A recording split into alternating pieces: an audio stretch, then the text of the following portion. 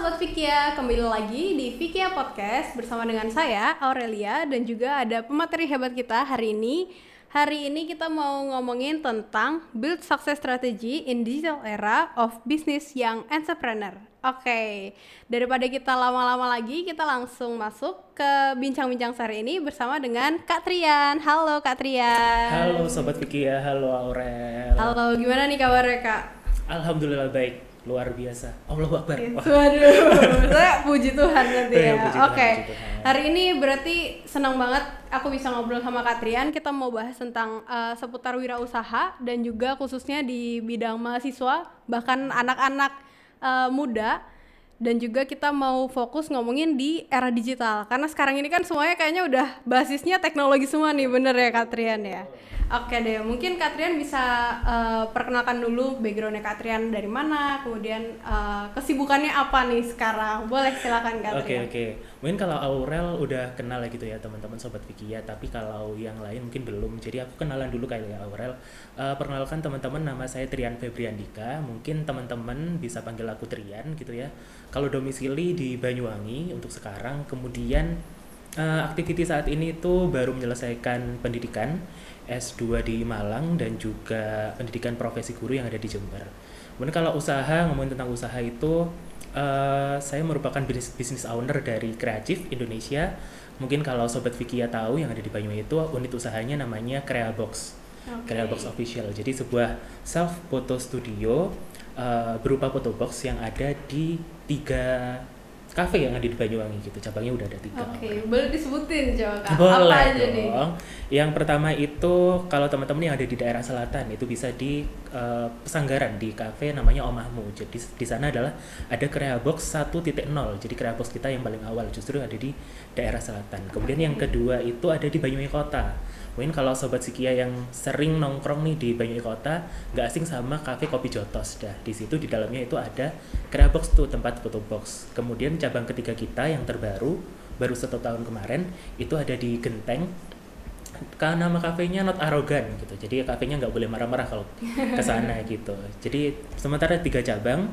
Kemudian kalau keunggulannya ini sekalian promosi ya Aurel. Oke, boleh silakan Kak Jadi Trian. keunggulannya adalah kita adalah photo box yang paling banyak cabangnya di Banyuwangi dan paling murah, kita garansi paling murah. Wih, oke deh. Kalau ngomong-ngomong soal wirausaha nih, Kak Trian sendiri tuh nyemplung ke bidang wirausaha nih dari tahun berapa, dan juga mungkin teman-teman juga kepo nih ya. Background pendidikannya Kak Trian ini basicnya memang sudah di wirausaha kah, di manajemen, atau mungkin menyimpang nih teman-teman? Boleh diceritain Kak Trian? Oke, kalau ngomongin basic pendidikan itu nyimpang banget sih. Jadi menurutku antara dunia usaha dan linearitas pendidikan itu nggak sejalan kita Aurel. Jadi kalau ngomongin sejak kapan sih aku usaha, kalau aku flashback inget-inget itu sejak SMA gitu. Mungkin kalau kakakku itu sejak SD, dia dari jualan es keliling pada SD. Wow. Jadi kalau aku itu sejak SMA. Jadi kakakku tuh jualan bakso gitu ya, di asalku tuh di Kalibaru. Jadi jualan bakso, kemudian di sana tuh ada etalase jualan snack, minuman dan lain sebagainya. Nah, sementara kakakku jualan baksonya, nih aku yang ngisi snack dan minumannya. Jadi karena waktu aku SMA itu aku masuknya siang, dari siang sampai malam kelas sore gitulah. Nah jadi pagi itu aku yang ngelola itu tuh. Jadi mulai apa sih stok yang kosong, kemudian aku kulaan istilahnya, beli barang, aku ngisi lagi. Terus malamnya setelah pulang dari sekolah aku akan ngitung nih, ngerekap hari ini dapatnya berapa, untuk besok paginya aku beli lagi lah barangnya. Okay. Kemudian kalau bilang pendidikan, aku kuliah S1 itu bidangnya pendidikan fisika gitu. Justru nggak ada hubungannya antara harus di bisnis manajemen kah atau administrasi bisnis dan lain sebagainya, itu nggak ada gitu. Jadi sangat berbanding terbalik. Sangat berbanding terbalik gitu. Sekarang. Mungkin karena nggak ada yang ngomongin ya, udah kuliahnya jurusan bisnis aja gitu. Karena nggak ada ya. Mungkin aku suka ngitungnya kemana ya, ke fisika mungkin gitu. Oke, berarti dari keluarga juga nggak ada yang backgroundnya asalnya dari bisnis banget gitu, nggak ada ya? Nggak ada. Jadi kalau orang tua aku itu bapak pensiunan PT KAI kereta api. Iya. Jadi emang basicnya nggak pernah punya usaha gitu. Tapi setelah pensiun orang tua punya usaha. gitu. Akhirnya Kak Trian dan juga kakaknya jadi wirausahawan sejak dini Iya, ya. jadi kayak learning by doing nih gitu usahanya. Keren banget tuh. Nggak ini. Oke deh, berarti kalau ngomongin soal usahanya yang telah Kak Trian jalani nih, mungkin dari SMA bahkan sampai sekarang, Kak Trian tuh mendefinisikan kalau Kak Trian sendiri itu bisnisnya akhirnya by passion atau by opportunity? Kalau aku sendiri, aku bisnis itu by opportunity, jadi bukan passion. Kemudian aku itu kan merasa aku itu orangnya individualis ya, kadang orangnya itu juga introvert. Kemudian kalau aku ingin mengembangkan sebuah usaha tuh terlalu apa ya, idealis sama ideku sendiri. Kadang itu untuk aku ejawantahkan ke bisnis yang ada itu nggak masuk. Jadi aku kan melihat peluang, oh peluangnya hari ini nih, ya udah aku akan kerjain itu. Jadi kalau dibilang passion, mungkin passionku nggak di bisnis, tapi aku suka bisnis gitu. Oke, berarti dari SMA itu ganti-ganti terus kah bidang usahanya, atau karena biasanya kalau by opportunity kan ya kita melihat peluang yang ada pada saat itu. Misalnya tahun 2015 itu apa yang lagi wah, nanti tiba-tiba tahun 2016, 2017 itu beda lagi gitu kan. Betul. Berarti udah pernah nyobain bidang apa aja tuh, Kak Trian? Macam-macam sih sebenarnya. Jadi jadi SMA itu aku punya usaha yang itu tadi ya, aku ngelola nih etalase nih di warung bakso. Kemudian aku masuk kuliah itu udah vakum tuh. Vakum. Kemudian aku juga orangnya suka masak, Aurel. Wow, oke. Tapi cake ya. Terus akhirnya aku beraniin buat usaha namanya Radin Cake and Cookies. Radin itu dari bahasa Madura, namanya cantik atau bagus gitulah. Radin gitu. Nah kemudian ternyata nggak running tuh bisnisnya gitu ya. Yang belum ke F&B berarti nggak dulu kayaknya. Nggak dulu, F&B. ternyata kalah nih sama bisnis cake and cookiesnya emak-emak gitu ya. Kayak anak mahasiswa nih takut untuk mulai bisnis cake and cookies. Nah kemudian pernah juga pada saat pandemi itu aku bisnis masker gitu. Jadi karena masker itu. Masker ini masker wajah kah atau masker mulut? Masker kesehatan nih. Ya. Masker kesehatan saat COVID. Nah kemudian ada permintaan yang cukup besar gitu ya pada di pemerintahan pada waktu itu. Pasti. Akhirnya aku tahu linknya untuk aku ambilnya di sini, aku bisa request desain. Akhirnya ya udah, itu kan by opportunity karena aku lihat peluangnya, aku punya kenalannya, ya aku jalani bisnis itu. Tapi ya gitu, akhirnya selesai nih. Oh satu lagi Aurel, aku tuh pernah bisnis keripik tempe. Oke, Gitu. balik ke F&B lagi berarti. Balik ke Masih nyoba F&B. ya? Iya, itu kayaknya pasca COVID. Nah, F&B namanya keripik tempe. Kenapa namanya keripik tempe? Karena pada waktu itu yang membuat motivasi adalah aku habis putus cinta tuh. Waduh. Habis putus cinta, kemudian harus energinya itu kan banyak banget ya. Energinya banyak banget harus dikuras energinya, karena energinya terlalu besar. Akhirnya aku lariin kemana nih gitu. Ya udah, aku lariin ke bisnis deh. Aku bikin namanya keripik tempe patah hati. Waduh. Gitu. Terus habis itu aku riset lagi nih, aku share ke teman-temanku dengan harga sekian diterima atau enggak. Terus akhirnya aku terima juga masukan bahwa oh ternyata bisnisnya bisa berkembang tuh, bisa bikin keripik tempe patah hati. Terus nanti habis patah hati ngapain sih, move on. Nah keripiknya itu ganti lagi, bukan keripik tempe tapi nanti keripik ubi misal. Habis itu ganti lagi nanti variannya rasanya ketika kita ikut siklus percintaan. Nah ketika udah move on tuh hilanglah bisnisnya gitu kan. Itu kan karena bisnisnya karena ingin nguras energi aja. Oke, patah hatinya hilang, patah hatinya selesai, bisnisnya juga selesai. Betul, bisnisnya ternyata nggak Tapi resisten. keren banget loh Katrian. Katrian itu berarti melampiaskan kekesalannya atau mungkin rasa patah hatinya, kecewanya itu ke bisnis ya teman-teman. Jarang banget nih punya ada anak muda yang melampiaskan masalahnya itu ke hal-hal yang justru bikin cuan istilahnya gitu ya kan. Mungkin kalau sekarang dibilangnya keren ya, tapi pada waktu itu aku sambil gini-gini tuh. sambil gini-gini nih, gini banget sih hidup gitu ya. Ada dejavu sama mantan gitu. Betul, aduh. Jadi ngomongin mantan ya Aurel. Oke, nih kita balik lagi ya Katrian. Berarti kalau untuk sekarang nih, Katrian kan juga dekat dengan anak muda istilahnya ya. Untuk keseharian kan berarti bertemu dengan anak muda lah ya rata-rata ya. Kalau melihat anak muda sekarang nih Katrian, kira-kira anak muda itu kelemahannya untuk di bidang wirausaha itu apa tuh?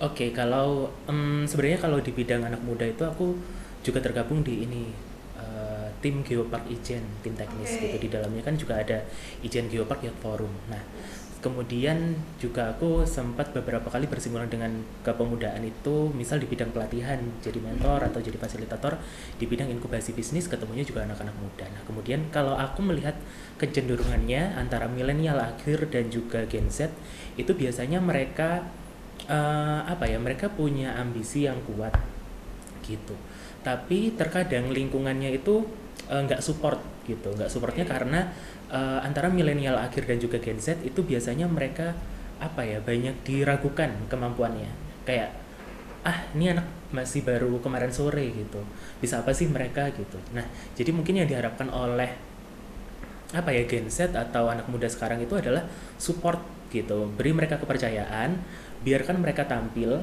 menampilkan apa yang bisa mereka kreasikan atau di usahanya, ya insya Allah mereka bisa bertumbuh kok gitu, aku yakinnya sih di situ.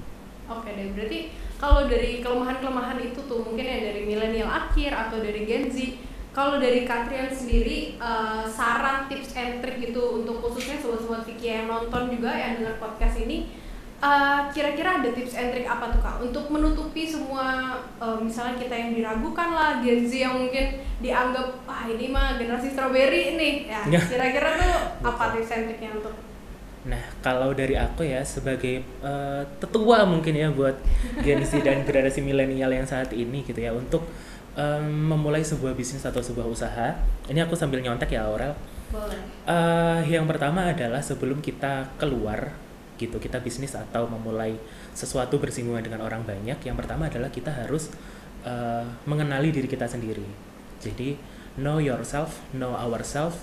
Jadi setelah kita mengenali diri kita sendiri, baru kita bisa keluar gitu di ranah apapun, nggak hanya di bisnis. Jadi teman-teman itu banyak sekali teknik yang bisa teman-teman gunakan, sobat Vikia gunakan untuk mengenali diri sendiri, dari MBTI test, Gallup test, kemudian apa ya, ngobrol dengan diri sendiri, sebenarnya aku tuh sukanya apa, kemudian ditarik nih garis mundur, dari dulu aku kelemahannya apa, SWOT-nya apa. Nah, dari situ kita akan menemukan bahwa langkah kedepannya kita mau memulai bisnis seperti apa. Kita mau bisnis sendirian kah?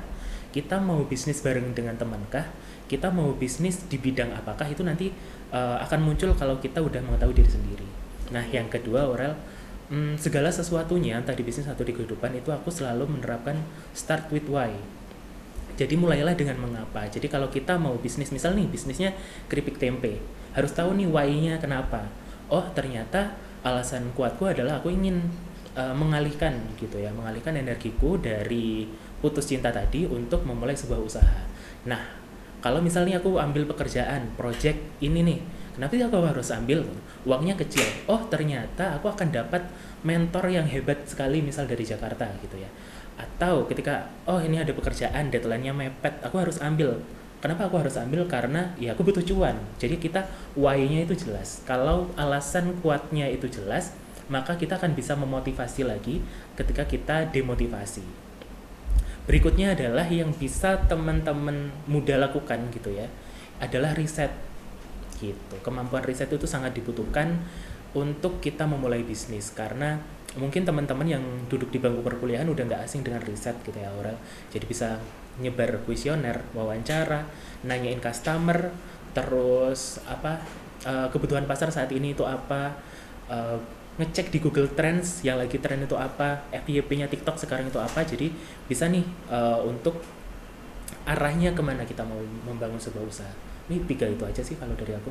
Oke deh, berarti boleh nih ya Sobat Vicky juga terapin gitu ya, bagaimana cara kita mengenali diri kita sendiri, mungkin bisa pakai SWOT tadi, kemudian kita juga bisa memperdalam alasan kita mungkin ya, karena mungkin banyak teman-teman juga bahkan anak muda yang sebenarnya keinginannya itu besar, cuman kurang kuat gitu ya Betul. Katrian ya. Jadi kesenggol dikit, ada masalah dikit, mereka langsung ya udahlah kayaknya dia bukan bidang gue, istilahnya Iya, gitu ya betul, betul, Katrian. betul, betul. Makanya kita kenapa Katrian juga sebut harus kita start with why gitu. Mungkin ya salah satu alasannya karena itu untuk biar kita tuh ada motivasi gitu ya. Oh ini ternyata dari awal gue bikin ini tuh ya untuk ini gitu, ada alasannya gitu.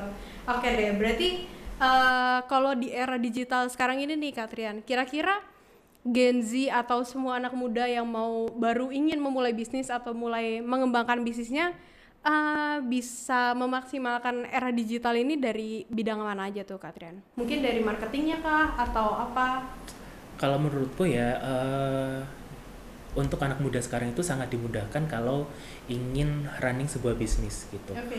Dimudahkan tapi juga akan menjadi challenge atau tantangan tersendiri gitu. Jadi teknologi atau digitalisasi itu seperti pisau bermata dua gitulah istilahnya. Jadi bisa nusuknya ke depan atau bisa nusuknya ke kita sendiri kalau kita nggak bisa memanfaatkan itu. Menurutku sendiri teknologi atau digital itu bisa kita gunakan untuk itu tadi riset. Untuk riset sebenarnya kebutuhan kita itu apa? Untuk learning, untuk belajar. Kemudian juga untuk mencari referensi sebenarnya yang lagi ngetren itu apa, kemudian kita cocoknya memasarkan ini kemana, lebih meluaskan jangkauan pasar kita nggak hanya ke lokal tapi bisa ke nasional misal atau bahkan ke seluruh dunia. Karena untuk saat ini gitu, untuk orang bisa menghasilkan uang atau memiliki bisnis itu nggak harus punya gudang, Aurel, nggak harus punya toko, nggak harus punya barang dulu baru dia jual. Dia bisa jadi reseller misal, dia bisa jadi perantara. Kayak kalau aku dulu jual masker itu aku nggak ada digitalnya, aku hanya kenal distributor A, aku kenal ada yang minta penawaran pemerintahan B, jadi aku menghubungkan nih antara kedua sisi ini. Jadi Nah, jembatannya berarti ya. betul. Nah, hal itu sebenarnya bisa diduplikasi ke bisnis digital. Kita nggak perlu punya toko, kita hanya tahu distributornya siapa, kita share aja gitu ke sosial media atau kemanapun platform yang bisa teman-teman jangkau. Kemudian media sosial itu sangat bisa dioptimalkan untuk teman-teman. Kalau dulu mau jadi artis itu harus casting, harus datang ke Jakarta. Tapi sekarang kalau untuk jadi artis atau ingin viral atau apapun itu kita udah punya platformnya tuh, ada yang barang namanya HP tuh. Jadi kita udah bisa sebenarnya memanfaatkan itu untuk viral. Ya minimal diundang ke pagi-pagi ambiar lah atau ke brownies gitu ya. Iya, biar viral. Nah dari viral kan biasanya produk kita ke bawah tuh. Yes. Gitu. Ada branding tersendiri ya, apalagi kalau misalnya kita udah diundang-undang ke podcast atau ke talk show atau mungkin langsung diundang ke TV gitu ya, kayak kita udah punya branding tersendiri gitu. Betul.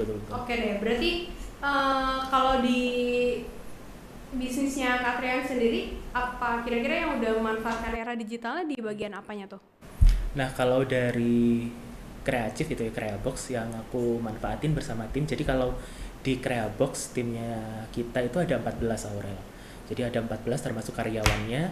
Kita itu udah memanfaatkan digital itu sebagai referensi kita. Referensi entah itu di media sosial, ngelihat insight postingan, ngelihat jangkauannya, view-nya berapa, ngelihat engagement rate-nya per postingan itu berapa, banyak yang dijangkau akun barukah atau enggak. Kemudian kita juga ngelihat tren Photobox saat ini itu trennya kemana sih, ke arah Korea kah, atau ke arah mana. Kemudian kita juga 1 tahun kemarin mengevaluasi banyak banget itu terkait data. Jadi menurutku saat ini yang jadi pemenang adalah orang yang menguasai data. Mau nggak mau, data itu penting. Data itu nggak hanya sekedar NIK, nama ibu kandung, itu ya itu data sih. Tapi di dalam bisnis data itu sangat bisa dioptimalkan gitu. Kalau misal Aurel nih datang ke Photobox kita, ke Creabox, maka di awal itu dia akan harus nyetor nama, email itu karena nanti fotonya akan dikirim via email, dan juga nomor HP. Apabila emailnya bermasalah maka akan dihubungin dari nomor HP. Kemudian di situ juga tercatat tanggal, tercatat dia beli paket apa. Nah dulu 3 tahun yang lalu kita nggak ngapa-ngapain tuh. Jadi admin kita hanya nyatet. Nah tapi 1 tahun ke belakang kita manfaatin tuh. Jadi selain mereka catat di buku, mereka harus nge-backup nih ke Excel atau langsung input ya di langsung input. Nah jadi dari sana akan ketahuan, oh Aurel nih datangnya tiap malam minggu misal. Aurel datangnya berapa orang sih gitu, akan ketahuan. Kemudian oh ini customer loyal, ini customer yang hanya datang eksidensial. Kemudian ini adalah hari-hari yang banyak customernya, misal weekend atau jamnya jam sekian. Nah itu akan ke tracking. Nah ketika kita mempunyai data, kita akan mampu untuk melakukan evaluasi dan menyusun strategi berikutnya. Jadi kalau menurutku di usahaku saat ini yang aku terapin yaitu tadi digital preference sama data. Kita mainin data gitu. Oh oke, berarti lumayan banyak ya kayak untuk di digitalnya sendiri ya yang udah dipakai gitu. Kalau untuk pengembangan bisnisnya nih, kedepannya dari Creabox sendiri itu mau mengembangkan apa lagi tuh Kak? Kalau pengembangan sebenarnya kita itu udah riset ya, sebenarnya kita ditawarin, kita banyak sekali dari berdirinya Creabox itu untuk ditawarin buka di luar kota gitu. Tapi karena itu tadi Creabox itu adalah bisnis yang aku mulai nggak hanya sendiri, tapi bareng teman-temanku. Oke. Nah jadinya kita itu kayak masih punya keraguan atau kita nggak punya waktu yang serius untuk bisa nih kita Expand expand keluar gitu ya. kota gitu. Nah kita takutnya kalau kita expand keluar kota malah tim dalamnya kita nih yang berantakan gitu, entah karena keuangan kah atau apapun, akhirnya tim kita yang nggak kuat gitu. Jadi kita masih bertahan untuk kuasai dulu deh di Banyuwangi. Kemudian ada juga yang misal penawaran buka di salah satu kecamatan lain gitu. Jadi kita tetap ninjau dan ninjau lagi, yang akhirnya keputusan kita untuk saat ini kita keep dulu semua keuntungan kita keep dulu, termasuk untuk gaji owner, gaji kita itu sebenarnya kita nggak terlalu ambil banyak di situ. Jadi kita keep dulu sampai kita melihat bahwa oh kita mau pivoting bisnis nih gitu. Kayaknya rencananya mau pivoting bisnis sih, tapi mau kemananya belum tahu. Oh oke. Berarti di Creabox sendiri ini sekarang kan udah ada 3 cabang nih Kak. Kalau yang paling deket kira-kira mau buka di mana lagi tuh? Waduh, harus di-spill ya. Siapa tahu kan biar sobat-sobat Vikia nih persiapan juga gitu Persiapan. Kak. Antara ini dua. Ada yang mau buka lagi nih, kita mau serbu ya. Ada 2 penawaran sebenarnya, ada di Jajak. Dijajak. Sebenarnya di Jajak itu marketnya lumayan ya. Terus sama di Genteng. Jajak dan Genteng. Ya, antara Genteng itu akan ada 2 Creabox, kan ada Creabox yang di Notarogan ya. Atau ada satu lagi tapi dengan konsep yang berbeda gitu lah. Tapi kita masih mempertimbangkan gitu. Yang menawarkan tempatnya itu udah ada, tapi kita masih menimbang-nimbang. Masih menimbang lagi gitu lah kemampuan kita dan marketnya ada nggak sih gitu. Oh oke. Berarti Sobat Vikia ditunggu ya. Ini Creabox mau ada lagi di Jajak dan juga di Genteng. Nanti kalau udah ada boleh di-share juga ya Kak ya? Boleh. Linknya di bawah ini. Langsung ada ya? Langsung ada nanti editornya. Oke deh. Berarti kalau kita ngomongin ke mahasiswa nih Kak, kita mau masuk ke daerah kampus ya. Mahasiswa atau mungkin ya let's say anak muda lah. Anak muda kan kalau tadi Kak Trian sempat bilang kan per sekarang itu sebenarnya anak muda itu gampang banget untuk running bisnis gitu. Dan juga aku sempat dengar-dengar sebenarnya banyak program yang mendukung untuk wirausaha muda gitu. Jadi kalau di Banyuwangi sendiri nih, mungkin Kak Trian juga bisa ceritain pengalamannya Kak Trian, mungkin ada dapat suntikan dana kah, atau mungkin dapat sumber-sumber yang lain yang mendukung bisnisnya Kak Trian, atau mungkin yang mendukung anak muda lainnya gitu. Kira-kira ada program inkubasi bisnis apa sih Kak kalau di Banyuwangi ini? Oke, kalau mungkin teman-teman Sobat Vikia yang tahu gitu ya, kalau di Banyuwangi itu ada program inkubasi bisnis namanya Jagoan Banyuwangi. Jadi Jagoan Banyuwangi itu sejak tahun 2021. Tapi sebenarnya jauh sebelum itu inkubasi bisnis itu juga udah ada gitu, Aurel. Jadi sebelum aku jadi tim program di Jagoan Banyuwangi itu aku sempat di beberapa program seperti program pelatihan dan juga yang mirip-mirip inkubasi bisnis gitulah di Kementerian Ketenagakerjaan. Jadi sebenarnya banyak sekali platform untuk mahasiswa yang bisa dicoba untuk join di inkubasi bisnis. Nah kalau yang di Banyuwangi itu ada Jagoan Banyuwangi yang di dalamnya ada 3 program kecil lagi. Ada Jagoan Tani, Jagoan Digital, dan juga Jagoan Bisnis gitu. Oke, mungkin boleh diceritain dikit nih Kak, Jagoan Tani itu arahnya kemana, Jagoan Digital itu kemana, atau satu lagi Jagoan Bisnis itu arahnya kemana gitu. Nah, kalau program Jagoan Banyuwangi itu udah diinisiasi oleh Ibu Bupati gitu ya sejak tahun 2021. Jadi itu adalah program strategis untuk penanganan pasca Covid gitu. Jadi untuk memulihkan ekonomi selain UMKM juga mengadakan inkubasi bisnis. Kemudian kalau awalnya itu adalah ada Jagoan Tani. Jagoan Tani itu di bawah Dinas Pertanian dan Pangan Kabupaten Banyuwangi. Nah, yang bisa masuk di sana adalah bisnis yang bersinggungan dengan bisnis pertanian seperti produk pertanian, olahan hasil pertanian, ketahanan pangan, peternakan, terus sama apa lagi, perkebunan. Produk-produknya atau inovasinya bisa masuk ke situ. Nah, kemudian kalau untuk Jagoan Digital di tahun 2021 itu adalah awalnya itu ingin mencari startup digital, Aurel. Jadi misal ada startup tentang sampah, ada startup tentang eh, pertukangan, ada startup tentang kesehatan dan lain sebagainya gitu awalnya. Nah, namun seiring berjalan ternyata banyak sekali evaluasi di Jagoan Digital. Nah, kalau di Jagoan Digital ini di bawah Dinas Komunikasi dan Informatika Kabupaten Banyuwangi. Nah, tahun ini Jagoan Digital itu lebih ke apa ya? Personanya, lebih ke perorangannya orang digitalnya. Jadi dia seorang programmer kah atau seorang desainer UI UX. Jadi sekarang lebih ke khusus. Kamu mempunyai ide startup digital yang bagus, belum tentu kamu akan menang di tahun ini. Oh, oke. Gitu. Ya berarti dilihatnya dari background orangnya ya kayak. Kemampuan digitalnya, dia mampu membuat UI UX yang bagus, runtut, atau dia mampu membuat sebuah program back end dari sebuah bisnis digital yang bagus atau enggak. Itu yang akan menang tahun ini. Oke, ujungnya di prototype atau sampai launching aplikasi? Ujungnya adalah harapannya si apa ya, persona orang-orang digitalnya ini nanti akan diserap oleh Dinas Kominfo untuk dikasih project gitulah.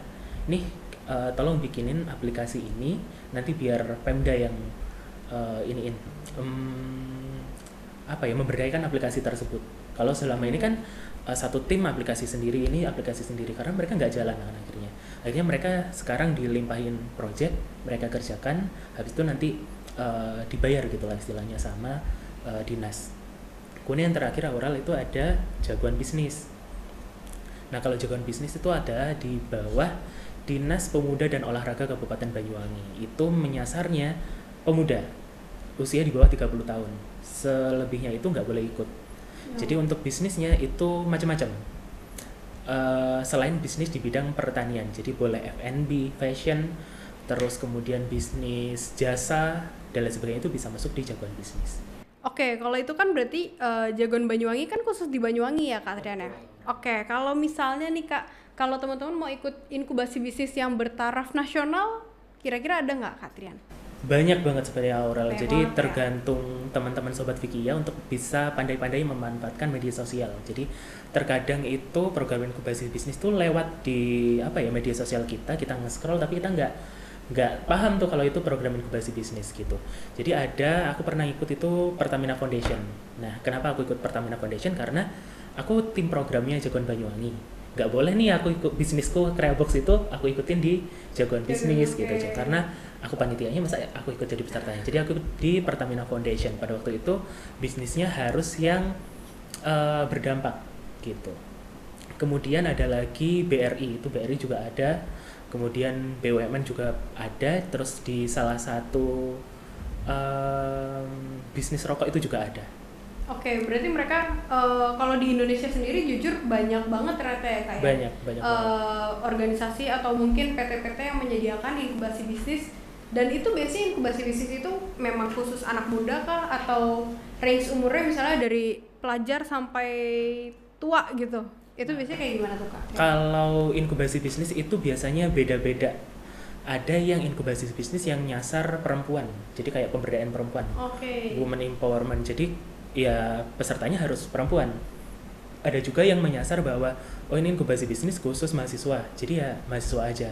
Ada juga yang memang mereka mencari bibit bisnis yang bisa dikembangkan gitulah, atau diinvest atau diinjek atau diperbanyak jumlahnya. Itu beda-beda. Jadi nanti silakan teman-teman pelajari, Sobat Vikia pelajari kalau mau ikut inkubasi bisnis, mau ikut yang mana gitu. Kemudian selain inkubasi bisnis, Aurel juga sebenarnya ada juga program pelatihan atau training atau internship yang bisa teman-teman gabung gitu. Jadi kalau inkubasi bisnis kan biasanya orientasinya adalah uang gitu ya. Ya, ada suntikan dana berarti ya Kak? Suntikan dana, tapi sebenarnya ada juga program-program pelatihan inkubasi yang nggak ada dananya, tapi menurutku keren kok untuk diikuti oleh anak-anak muda saat ini.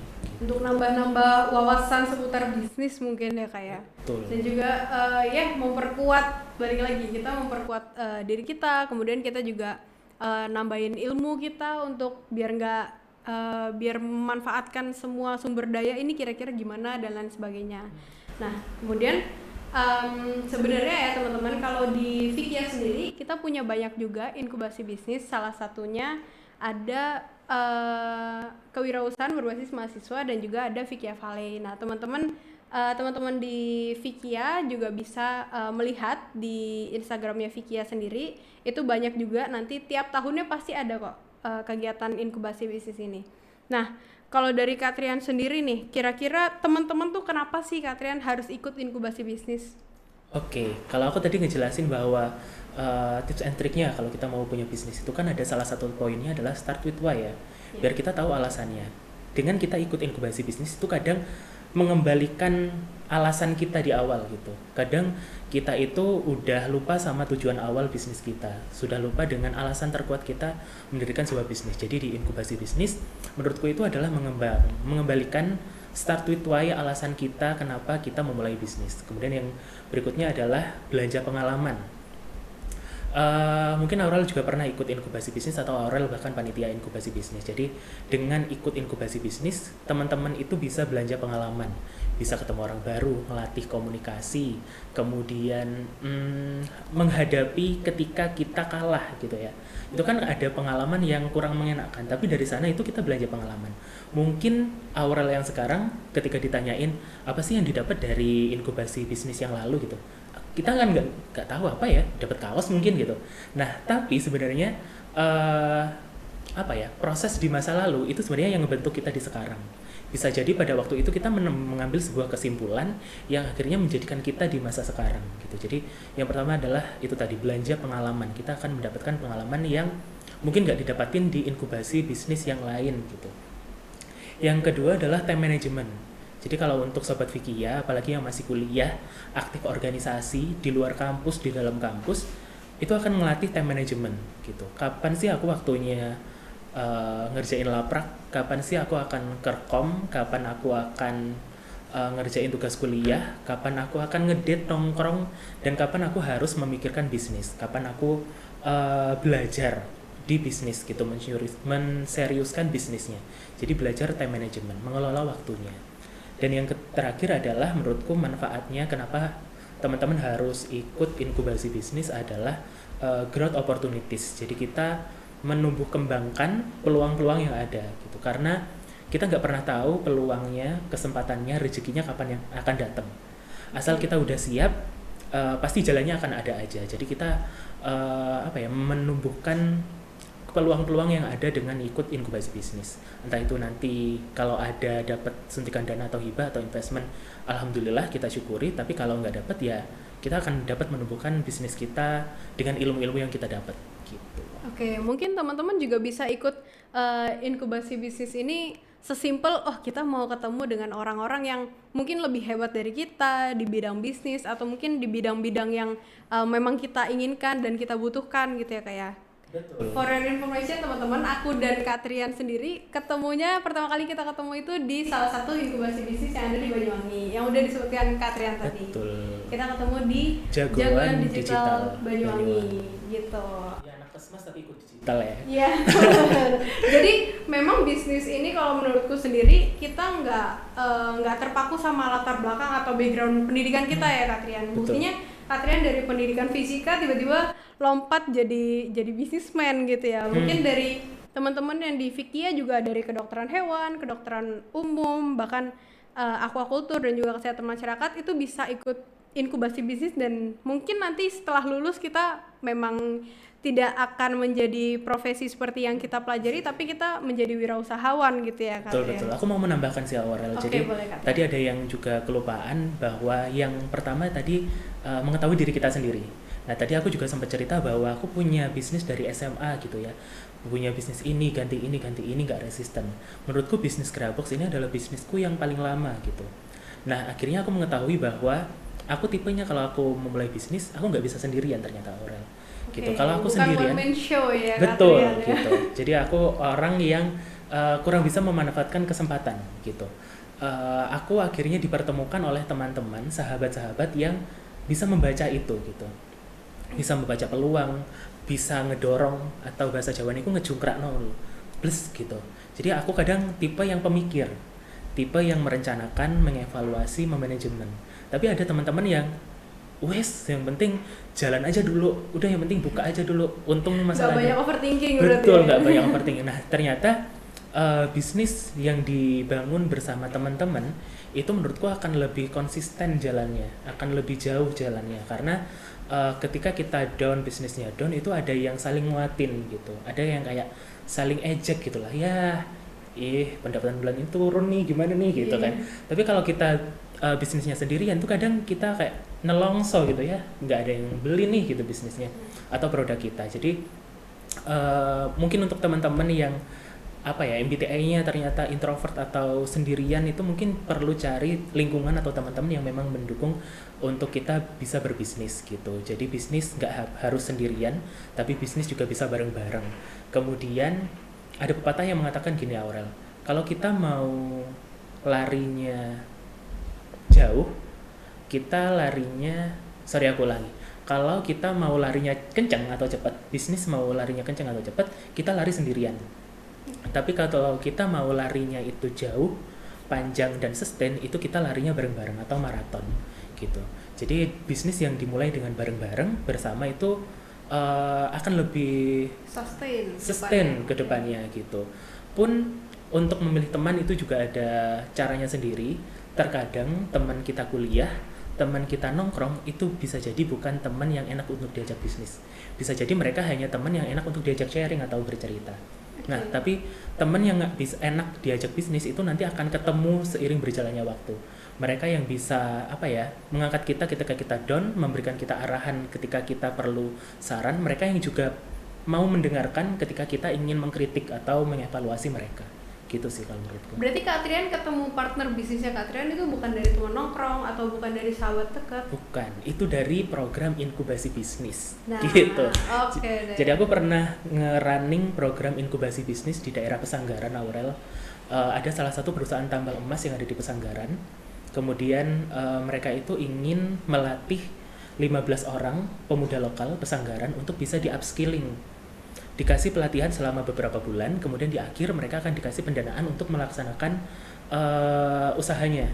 Jadi kita ajari tuh mereka dari mulai riset, kemudian kita ajari untuk membuat proposal bisnis, kita ajarin sampailah nantinya untuk running bisnis. Kemudian ketika aku mendapatkan tawaran itu, aku kan perlu tim ya untuk menjalankan program inkubasi bisnis itu. Akhirnya aku mencari kenalan-kenalan di sekitarku. Si A ngajak ini, si ini ngajak ini. Akhirnya kita ketemu running di inkubasi bisnis tersebut. Dari sana kita mendapatkan fee program kan, fee program dari perusahaan tersebut. Kemudian kita ngobrol-ngobrol nih. Nah, udah selesai sini aja programnya. Terus habis ini kita mau ngapain? Kayaknya kita cocok deh kalau mau running berikutnya. Nah, akhirnya dari hasil ngobrol ketemu lagi, kita bikin sebuah perusahaan CV, berbentuk CV, namanya Kreatif Indonesia itu tadi. Awalnya perusahaannya itu ingin bergerak di bidang pelatihan, training, terus di bidang digital, advertising, dan lain sebagainya. Ternyata malah peluangnya itu ada di bisnis fotografi, fotobox itu tadi. Gitu, Aurel. Berarti sepenting apa sih Kak partner bisnis itu? Partner bisnis yang mendukung itu penting banget sih. Kalau aku bisa kasih skala antara 1 sampai 10, itu ada di angka 8. Gitu. Jadi sepenting itu partner bisnis yang tepat gitu ya.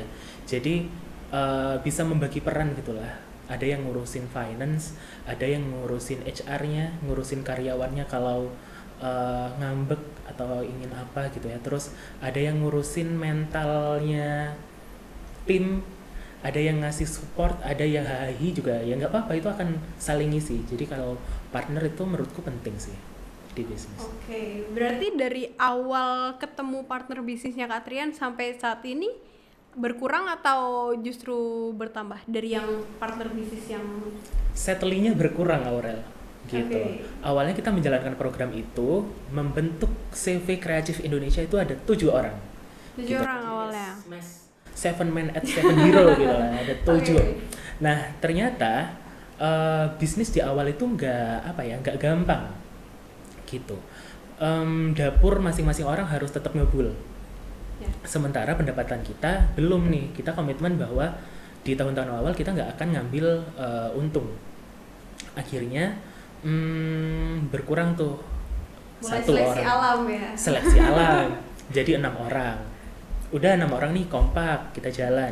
Kemudian seiring berjalannya waktu lagi bahwa eh aku nggak bisa nih engage di sini karena aku kalau di sini akan menguras energi. Akhirnya ada salah satu tim yang juga meninggalkan kita. Akhirnya yang sekarang running itu ada 5 orang. Jadi 5 orang ini di 5 tempat yang berbeda untuk merunning usaha bareng-bareng, usaha kreatif, usaha Creabox. Tapi kita juga jarang ketemu banget 5 orang ini, tapi kita masih satu visi untuk sama-sama ingin memajukan Creabox gitu. Jadi pada saat Rabu malam minimal 1 bulan sekali kita pasti Google Meet untuk seenggaknya tanya kabar, dingin nggak di sana, kesepian nggak di situ gitu. Baru kita ngobrolin bisnis, jadi gitu. Yang masih sustain 5 orang saat ini. Di luar ini ya karyawan, jadi 5 orang itu. Yang memiliki visi misi yang masih sama sampai saat ini berarti sisa 5 orang itu ya. Iya, yang masih lari maraton nih, gitu. Yang masih mau lari maraton sampai finish, 5 orang ini. Mungkin dari Kak Trian sendiri punya mentor bisnis sendiri atau memang dari awal benar-benar semuanya tuh aku riset sendiri, aku ngerjain apa sendiri, atau ada minta advice dari mentor bisnis gitu Kak Trian? Kalau menurutku adalah untuk kita mendapatkan pembelajaran itu bisa didapat dimanapun dan kapanpun Aurel. Aku ketemu Aurel, aku ketemu Gilang, aku ketemu teman-teman yang lain, itu menurutku mentorku gitu. Aku bisa mengambil pelajaran di situ. Kemudian karena hakikat manusia gitu ya, ini aku ambil dari PBG Pendidikan Profesi Guru kemarin. Menurut Ki Hajar Dewantoro adalah manusia adalah pembelajar sepanjang hayat. Jadi kita mau nggak mau itu harus belajar. Jadi kita wajib untuk ngangsu kaweruh, kita harus belajar entah kepada siapapun. Tapi untuk yang membentuk aku mentalku sejauh ini, mentorku yang masih sustain sejak pasca Covid itu ada Bapak Dias. Mungkin Aurel pernah ketemu, itu Mas Dias. Beliau adalah dosen di Universitas Brawijaya, founder Jagoan Indonesia juga. Beliau juga yang memberikan beasiswa S2 gitu ya. Itu yang menurutku terkadang aku bisa ngambil sisi bahwa dia sebenarnya kehidupannya sudah sustain dengan jadi dosen aja. Tapi dia masih mau turun ke bawah untuk ngerunning bisnis kopi, piknik hub. Kemudian dia juga masih mau membuat program yang berdampak bagi lingkungan sekitarnya. Jadi di situ aku akan kayak, ini aku nggak mau kalah nih sama orang ini gitu. Jadi aku harus ngambil beberapa kesempatan, opportunity itu tadi untuk bisa mengembangkan diri dan juga bisnis gitu sih orang. Berarti salah satu mungkin orang yang sekarang Kak Trian lihat untuk di dunia bisnis mungkin ya salah satunya Mas Dias itu tadi ya. Kalau dari mungkin pebisnis besar dari dalam negeri Kak atau dari luar negeri, kira-kira ada yang Kak Trian admire gak? 1-2 orang gitu? Nggak ada sih kayaknya. Nggak ada, tapi kalau untuk kata-kata yang sering aku kutip, sering aku masukkan itu malah dari Raditya Dika, Panji Pragiwaksono, 2 orang itu. Aku sering, nggak sering sih, beberapa kali ngedengerin podcastnya mereka ya. Itu kayak walaupun itu bukan tentang bisnis, tapi masih bisa relate untuk kehidupan dan ngerunning bisnis gitu menurutku. Termasuk nyatet gitu. Kenapa aku hari ini nggak bawa laptop? Karena aku ingin membiasakan menulis orang. Menulis. Dengan menulis, harapannya itu nggak lupa gitu lah. Kita punya daily, lebih mudah mengingat ya Kak? Lebih mudah mengingat. Terus dengan menulis itu juga ada sensasi kayak kertas kecoret, sensasi salah, pulpen nggak nyata. Menurut itu adalah sensasi nggak bisa didapetin kalau kita menggunakan digital. Wah, ternyata banyak banget yang kita obrolin hari ini ya Kak Trian. Seru banget perbincangan hari ini. Mungkin Kak Trian juga punya closing statement buat Sobat Vikia di luar sana yang mendengarkan podcast ini. Silakan Kak Trian. Jadi aku khusus nulis ini tadi ya untuk teman-teman Sobat Vikia. Jadi menurutku kesuksesan itu bukan ibarat kita membuat sebuah kopi dari kopi saset, Aurel. Kopi saset itu tinggal ditarik, digunting, diseduh. Tapi kesuksesan itu seperti kita membuat kopi V60 atau Vietnam drip. Jadi dari green bean, dari biji kopi yang harus dicuci, kemudian harus dikeringkan, kemudian dihilangin kulitnya, kemudian harus di roasting. Setelah di roasting, di grinder, dihaluskan. Kemudian ketika mau diseduh itu harus dituang dengan air dengan suhu tertentu, kemudian dituangkan airnya dan kopinya tuh netes secara perlahan. Kesuksesan itu seperti itu, prosesnya itu panjang, nggak instan, dan itu harus ditunggu secara sabar. Ditunggu tuh kopinya netes satu persatu. Kita juga dalam berbisnis dan meraih sebuah kesuksesan, kita harus bersabar menunggu rahmat Tuhan turun satu persatu. Entah itu datangnya kapan, yang penting kita sabar menunggu untuk menikmati secangkir kopi Vietnam Drip. Jadi teman-teman harus bersabar untuk menikmati sebuah kesuksesan, karena jalannya itu panjang. Kalau mau menyeduh kopi Vietnam Dripnya bareng-bareng, itu akan lebih seru dan lebih enak ngobrolnya. Gitu, Aurel. Oke, aku juga pernah denger yang kayak Katrian omongin sih, cuman lebih simpelnya adalah kesempatan plus kesiapan equals kesuksesan. Bener ya Katrian? Betul. Jadi kita ada kesempatan dan juga kita harus punya kesiapan diri nih Katrian, baru kita bisa mencapai kesuksesan itu. Betul. Oke deh, thank you banget Katrian buat ngobrol-ngobrolnya hari ini, seru banget. Thank you juga buat Sobat Vikia yang udah dengerin podcast ini. Kita ketemu lagi di podcast selanjutnya. See you, keep on watching, bye-bye. Dadah.